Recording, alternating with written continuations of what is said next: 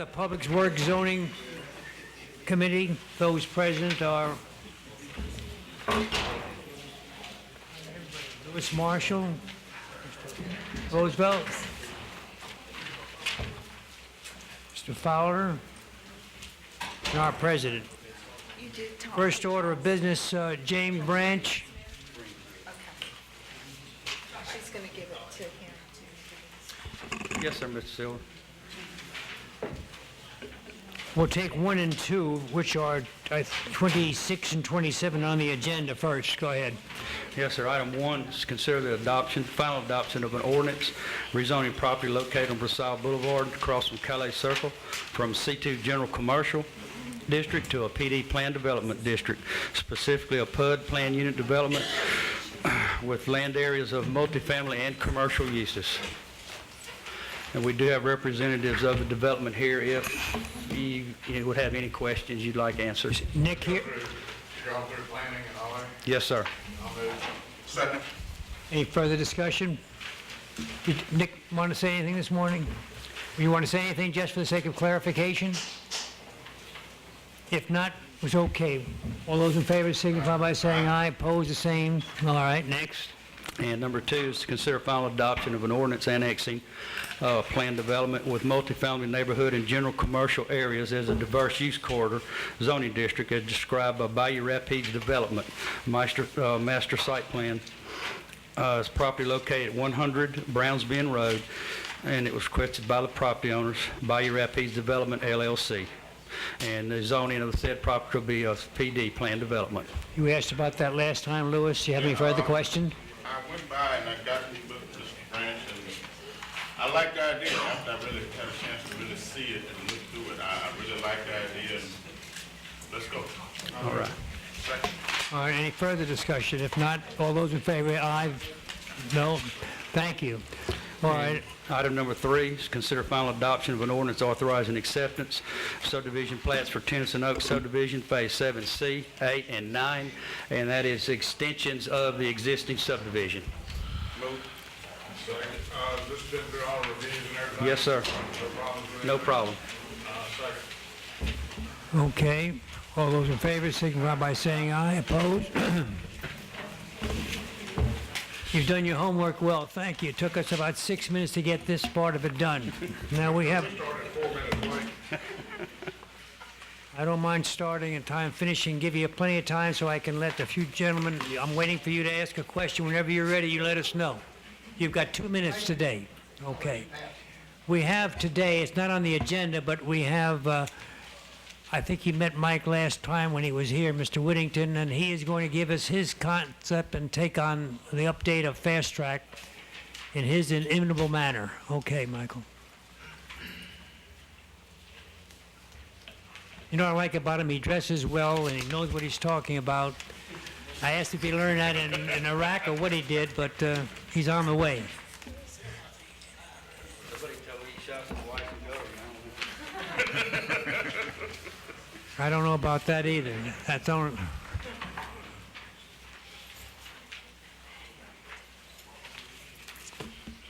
So we had a little bit different change in format from what Eric Duck was going over. A little easier to read, I think. But I try to keep it a color-coded text with this agenda as the others. But there are basically 7 projects of the 40 that we need to look at. There are some delays or significant events involved with these. I had those annotated with a little diamond to the left. The first is Versailles extension, a sewer trunk made. As you know, we bid that when we had the bid project is out. We're looking at starting construction January 7th with that one, so no problems with it. Can you all hear him? Sorry. You better speak up a little bit. All right, sir. I can't hear anyway, but I. Okay. Just looking at starting construction after the new year. The tie-in with that one, the roadway development, as far as giving that a couple of months head start before we start the roadway, so the sewer will be ahead of the game. As far as the Phase 2 project development, we met with DOTD. They had concerns about the extension and tying into LA 28 West. with the Cloverleaf extension where Walmart is. They're wanting to see a traffic study on that area, so we're contacting Neil Schaefer this morning, and we're going to get proposals from them for the traffic study and see what mitigation we have to be involved with DOTD to make them happy.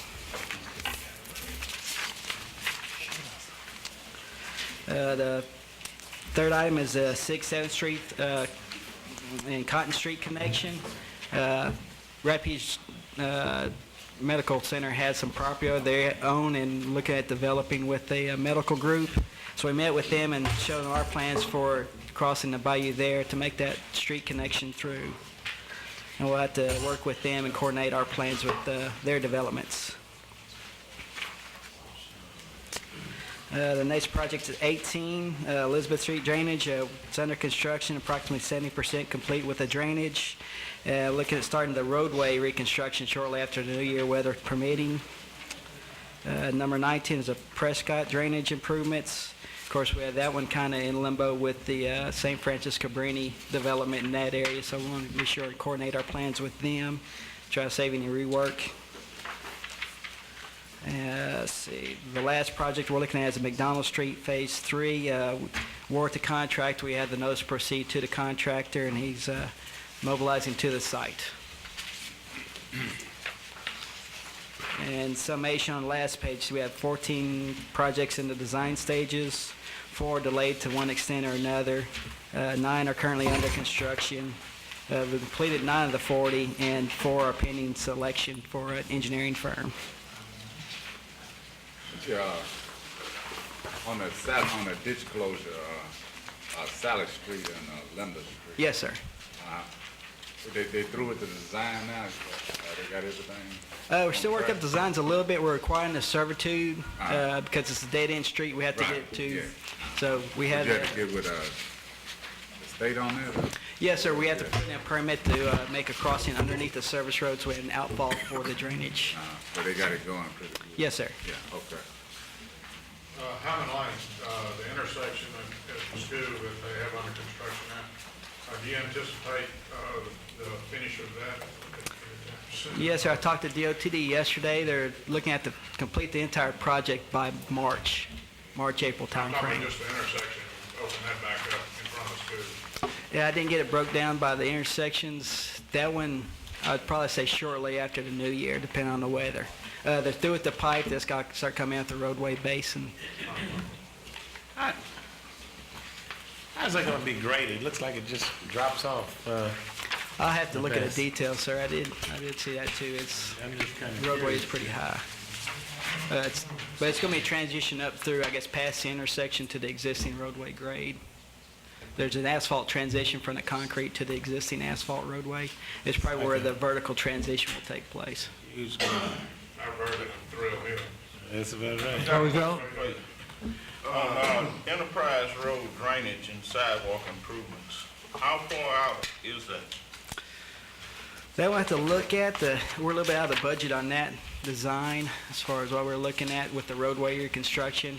Original intent was just kind of drainage improvements and sidewalks. With the roadway in there too, we might have to look at trying to do a phase construction on that one. So we do it, design and build the drainage improvements and sidewalk, and then come back with the roadway construction later. So as far as the timeline, we're still in the preliminary design of that one. Okay. Still early. I'm still, I got people fighting between dodging buses and trucks and Yes, cars sir. to get home from the bus stop. Yes, sir, as a priority, and we're working with the consultant on that one. I want to meet some of your constituents sometime. Come on now.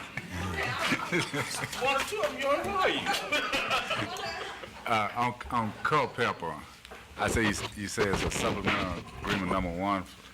So what they were trying to revise the scope of the project? Yes, sir. Remember, that project was in the Transportation Improvement Program to reconstruct Culpeper from Masonic all the way Right. through to the Sturks. Uh-huh. But with the closing of Kmart and the decline of traffic through the area and the limited funding of the transportation program through the state, we decided to kind of put those projects on hiatus, but we still want to continue with the drainage to go from Llewellyn Ditch up through to Horseshoe Drainage Canal. Uh-huh. So this would be a supplement to let Pan Am to keep working on that stretch of to work on the drainage and not the roadway. But then we put it in the tax cost. So we Yes, ought to sir. be able to move. We'll have the money spent before we get to the roadway. But I'm saying, you know, Yes, sir. when that started occurring, I mean, everything will still be flowing on track then, probably. Yes, sir. What would you say? Yeah, I'm sorry, you wanted to say something? Oh, you're finished? yeah. Okay, Under Roosevelt. recreational park improvements, how far are we along with that project and looking at the design contract? Lisa Harris may be able to answer that a little bit better. I know we've gone over the contract twice. She was supposed to forward it on to the consultant. I didn't touch base with her before I worked this up. I should have, but they have it's kind of matching their proposal with our contract. So we're just trying to make sure that everybody's in agreement with what we have and try to make sure we're all squared away and got the on the same page. Anyone else have any other questions of Director Michael? I like your format. He's trying to show us the good along with the bad, and he didn't have much time to prepare this, but it shows evidence of good thinking. And we won't hear from you 2 weeks from now, but 4 weeks from now, we want to see how many more things are finalized. Yes, sir. If you have any questions, direct it to him, and he'll give you some answers in due time. Anything else to come before our committee? If not, we'll stand adjourned. Thank you. At this rate, we'll be home by 3 o'clock. The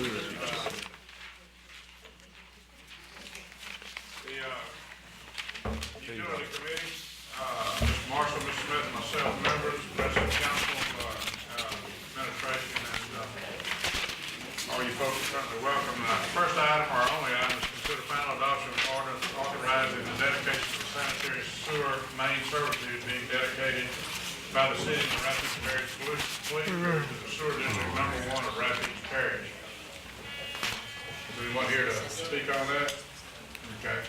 Actually, this is pretty much of a mundane thing to bring down, and my reason for bringing it is it kind of spurred my memory on something, an incident that happened. I don't know if similar things happened to anyone else or not.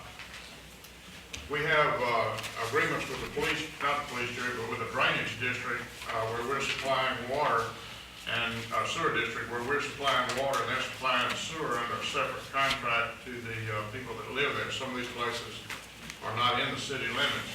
I had the occasion where a lady called me, who's a friend of mine, and had her water cut off because of a non-payment of a sewer bill. The situation being that she had just moved in the house, the previous owner had been mailed the bill, and the Postal Service continued to forward it to that person, and she was not even aware, first, that it was in a sewer district, second, that she owes a bill. And we need to readdress our contracts with these folks, because I can foresee where someone with small children or something be caught in a similar or same situation and have their water cut off, which could be a catastrophic event for someone with small children. And found that we had zero control over it because of our contract with the sewer district. And the folks at the sewer district, the gentleman who runs that does a very good job, I'm sure, but only works a half a day. So it really compounds the problem when this type of thing comes up. So I'd appreciate it if we would review our contract and see if we can come up with some methodology to handle a situation like this where we can get their water cut back on, especially when it's related to us as a pretty much unfair situation as this was. Okay. I don't have a problem with this particular item. It's something that made me remember to do that. So if there's no further business come before utilities, does anybody have anything? And we'll adjourn to the next meeting. You gotta get a motion in a second. Motion. You ain't on that. They got Marshall and Smith. Who's next? I made up some time. Who's next? Public safety. Public safety. Public Safety Transportation Committee called to order. Myself, Mr. Silver, and Mr. Johnson, members of the committee and other council person, Item number 1 is to consider final adoption of an ordinance authorizing the mayor to renew an existing contract with Belsco Inc. for concealable soft body armor vests for Alexandria Police Department. What do you need those for? Yeah, well, that's what I was kind of trying to figure that one out here. But, Mr. Despino.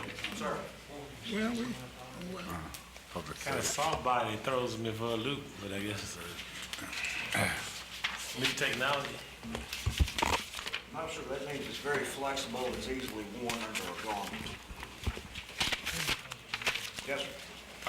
One of the questions I have is just recently I was watching some articles, military related, that they had found a better body armor that wasn't Belsco, I don't believe. Are we buying our folks the best that they can have and the most protective type thing? Or are we buying a little bit? I don't want to parachute this bomb a little bit. We are actually speccing body armor is manufactured by American Body Armor Holdings. This is a soft body armor. I think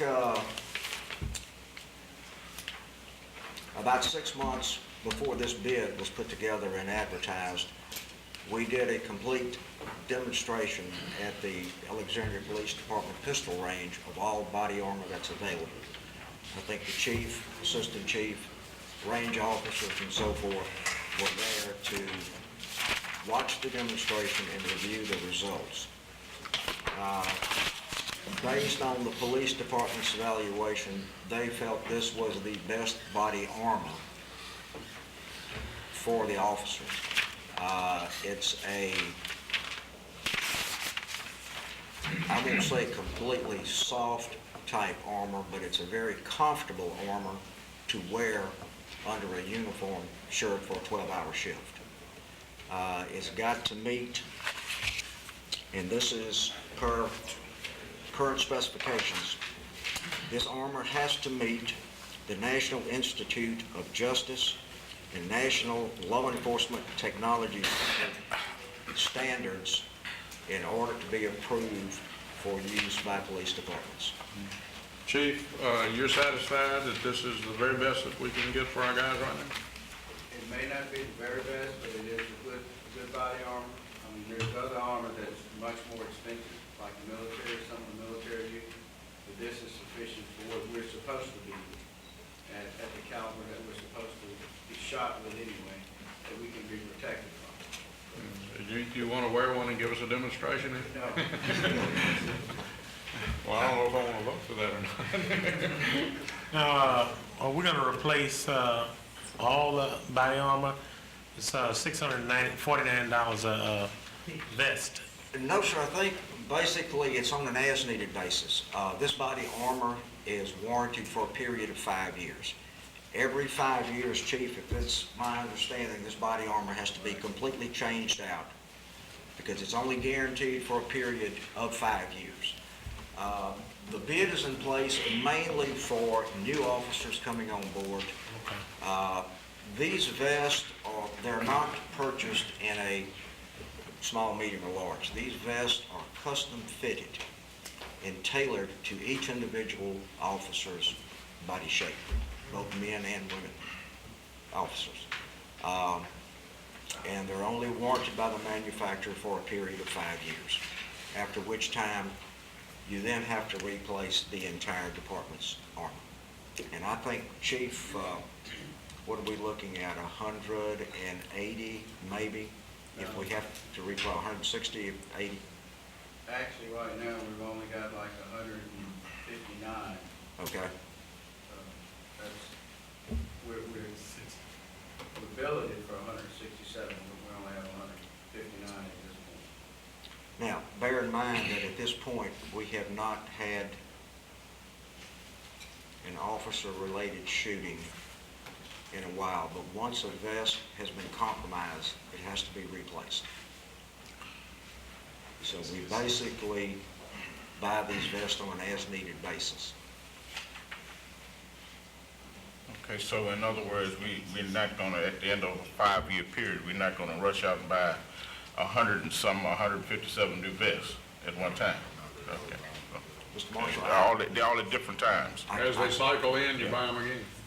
As they age new to 5 officers years. coming on board are issued, my understanding, are issued a new vest. And at the period of whenever the vest expire, at that point, we will go out on bid for a replacement of all the department's vests. It's a healthy expenditure, but after 5 years, you have to do that. Second. Move second for the full council. Anything else to come before public safety, transportation? Just one item, Mr. Marshall. At this time, we would like to inform the council that we have made a decision on the permanent fire chief, and there's in fact going to be Bernard Wesley, who is serving as interim chief. Bernard just found out just now, as you can see from his face. So,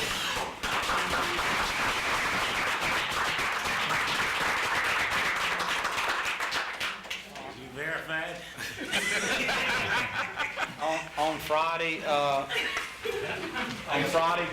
Chief Wesley, we're gonna try to have a swearing in here at City Hall. We're gonna send out a memo to all the fire employees very shortly. And congratulations, Bernard. I know you've been waiting. Thank you.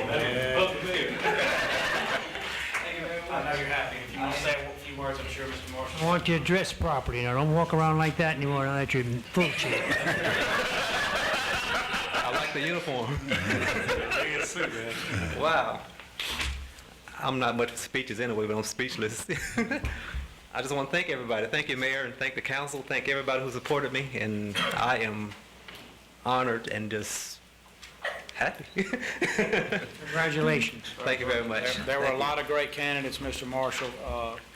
We applied some objective criteria to this. I think that Chief Wesley is absolutely the right man for the job, and I think that the other folks at the levels of leadership in the department agree with that. You know, you never can make everyone happy on these decisions. They're very serious ones, but this is an important one, and he is absolutely the right man for the job at this time in the city of Alexandria, and I just think we're going to be well served by him. I know he works closely with Ms. McGill's. He's always in attendance at staff meetings. He carries a certain degree of just absolute care and seriousness of purpose about his job, and it is very apparent to those who work with him. At this time, too, for the media who will be happy to hear this, now that we can give executive commentary to the fire study, we will be releasing it shortly as soon as Bernard and I get to make those comments. And so at the beginning of the year, the long-awaited fire study will come out. I know that we saw Pineville kept its Fire 2 rating in the newspaper recently, and so those are things that we have to be very concerned about as a community to keep up. And now that we have Chief Wesley in place, we'll be able to do that. So congratulations. Thank you, sir. Thank you.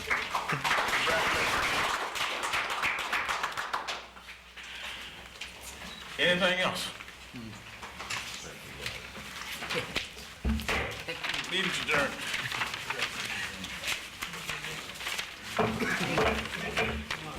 3 o'clock.